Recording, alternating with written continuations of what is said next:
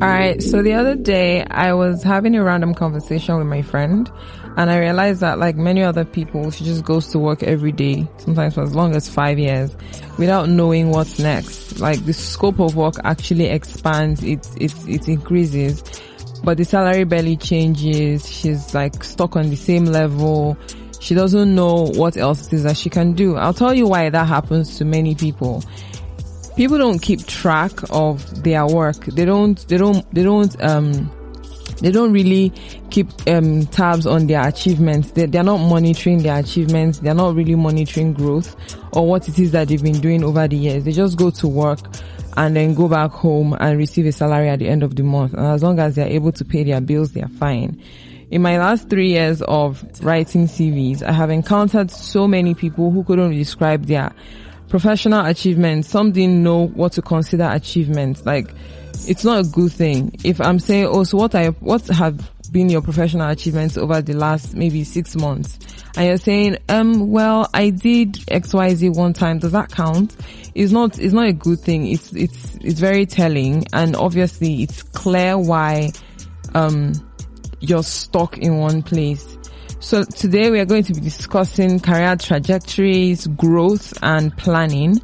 As you know, I am the CV writer and this is Working in Nigeria.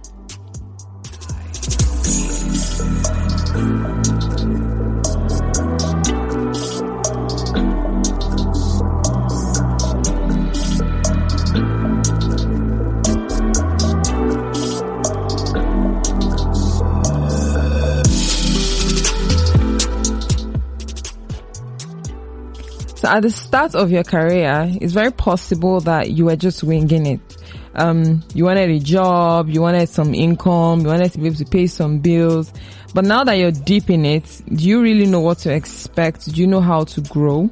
If your answer is no, then please listen to me. First of all, I would say appraise yourself. If your organization doesn't schedule quarterly, biannual, or annual performance appraisals, they are not doing well.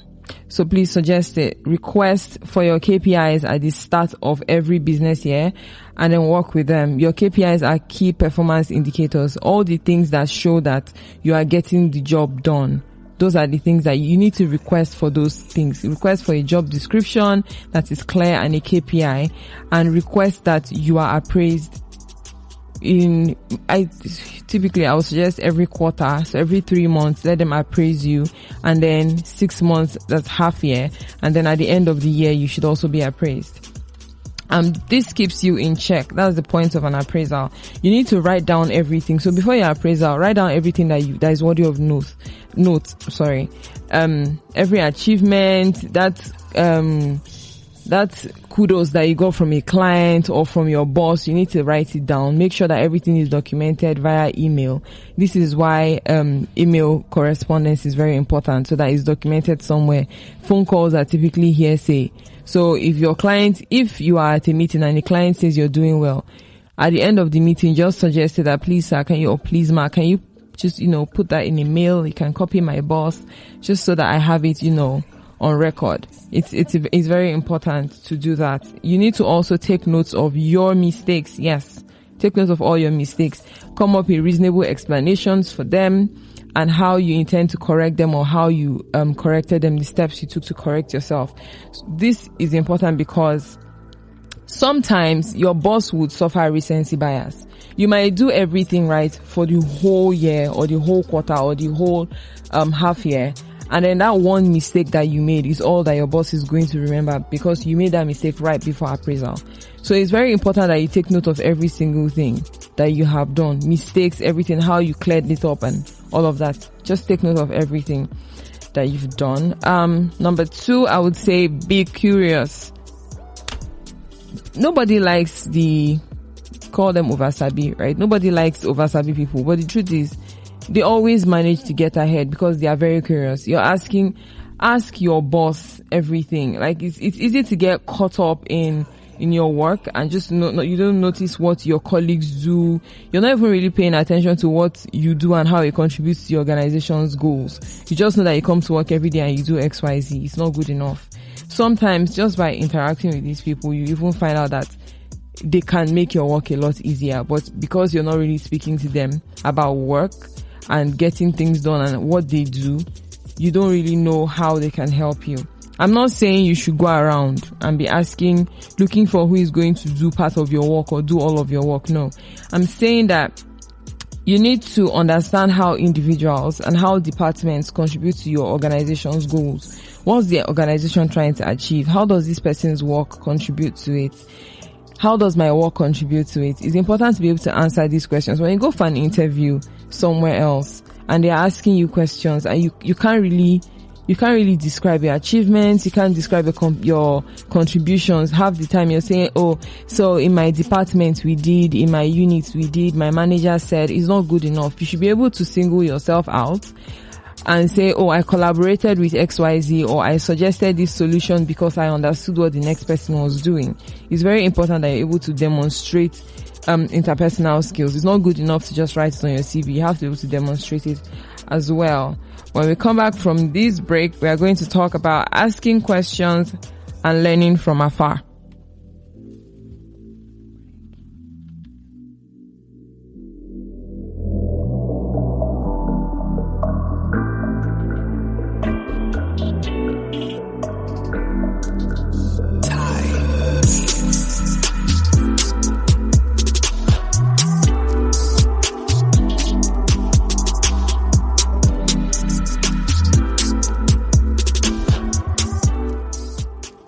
Welcome back. I was talking about being curious. I didn't complete that. So you also need to spend some time reading. Like, just go looking for information. I advise people to read everything. The one that is your business, the one that is not your business, just read it. You will find a way to apply it one day. No knowledge is wasted. Just read everything about your industry, read about new trends. Just wonder, in fact, Google how technology can be applied in your industry and the new things that people are doing in other parts of the world or even in the country. Sometimes you would find that one tech startup is about to, come and just take over everything that your business is doing because they are going to, automate a lot of the processes. So you need to know these things so that you know the kind of skills that you need to acquire or build, so you're still relevant in the industry going forward. So read about your industry, find out trends, discover what interests you, look out for the other people in your industry. For example, people who are looking for customer service jobs, I've been advising them to please focus on things like customer success, because you think that the only thing about tech is coding. You don't have to write code to work in tech. You can also be in the business of technology.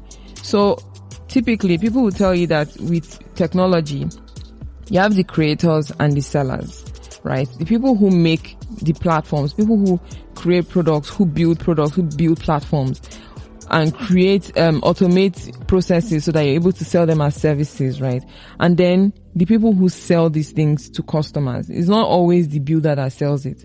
So you can be on the business side, but for you to work there, you need to understand what it is that is even being sold or being created. And customer success, a lot of the time, is the proactive side. So there's a lot of data and insights to work with. You can very easily pivot to product marketing over time. You might even decide to learn how to code. Front end, back end, whichever end is actually fine. You can decide to pivot into tech or further into marketing or data sciences, anything of that sort, but you have to start somewhere. So instead of looking for customer service jobs, of which at this point in 2020, I'm not really sure what it means, unless you want to be sitting on the service desk at a bank. I'm not really sure what customer service really is about anymore. So look out for like customer success. Look for the skills that you need so that you can be hired in startups. There's so many tech startups springing up these days, and there's so much value creation everywhere. So please plug in somehow. Now, asking questions. Listen, you need to ask your line manager and your HR manager everything. Why should you stay 1 more year or 5 more years in that organization? What's the plan? What's their plan for you? If you were to stay longer, would you be hot cake for the next employer? I mean, you're obviously not going to retire in that company. So what's the plan? What if you were to get promoted tomorrow? What would it be? What would your role be? Would your interaction with customers change? Would you still be talking to the assistant manager, or would you now be interacting with C-level executives? What is it? Are people going to report to you? Are you going to be in charge of a team? What exactly is the plan for you? What's the way up? If what's the next level? If they cannot answer these questions for you, then you need to understand that maybe, just maybe, your time in that place should be cut short, and you need to start looking for bigger opportunities outside. Sometimes to be able to grow, you need to move outside of your organization.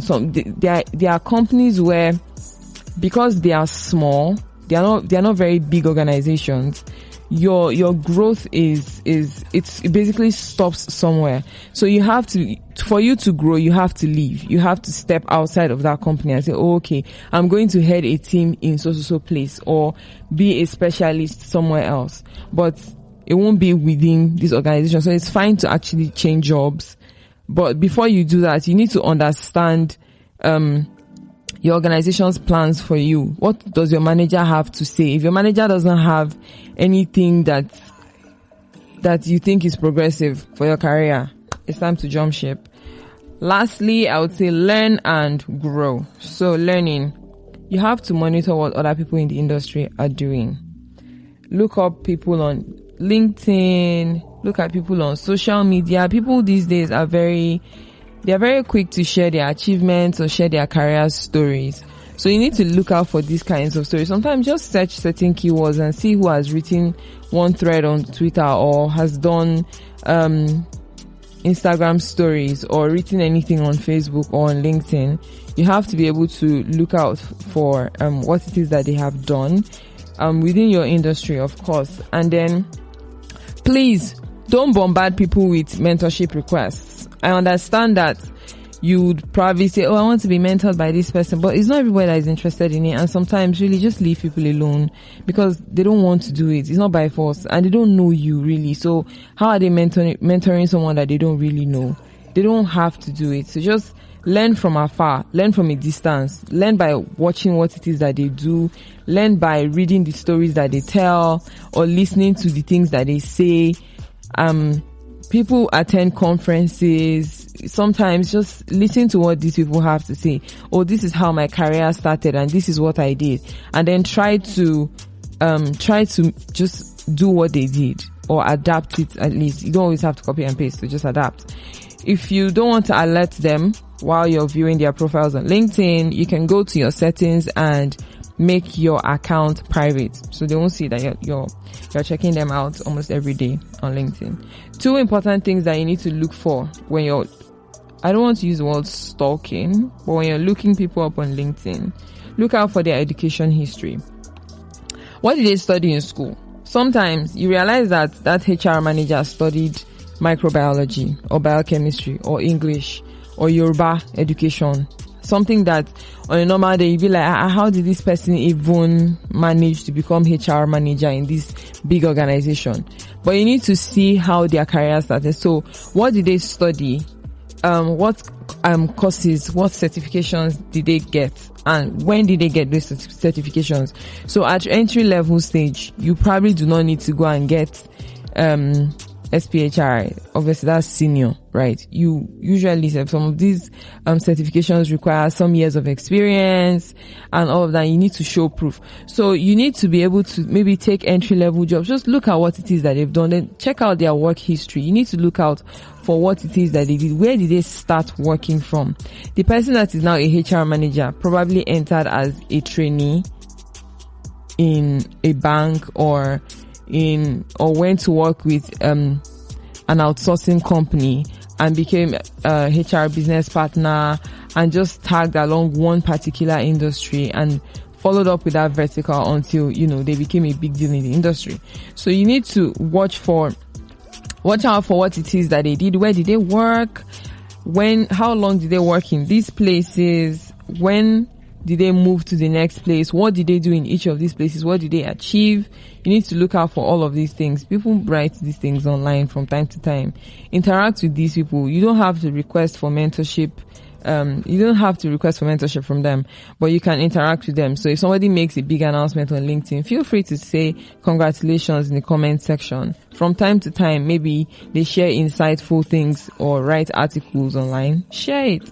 It draws their attention. The day you make some kind of you send out some, you try to do some cold calling, or that's how I can describe it. Cold calling for yourself. Like, oh, please, I'm open to any career opportunities that you have in so industry. You wouldn't look like some stranger. Who is this person? So interact with people online. Yes, do that. Don't forget to check out daily updates on Twitter and Telegram. CV Loft. So just search CV Loft on Twitter and The Loft on Telegram. You see job opportunities. We share job opportunities daily on Telegram, and then the people who do not have Telegram get the posts 24 hours later on our Twitter, CV_Loft on Twitter and The Loft on Telegram. You can also request for a CV rewrite on www.cvloft.com. You have to sign up. You can write one for yourself, or you can request for a professional CV writer. So it's been working in Nigeria, exclusively brought to you by Africa Business Radio. The CV writer. Stay safe.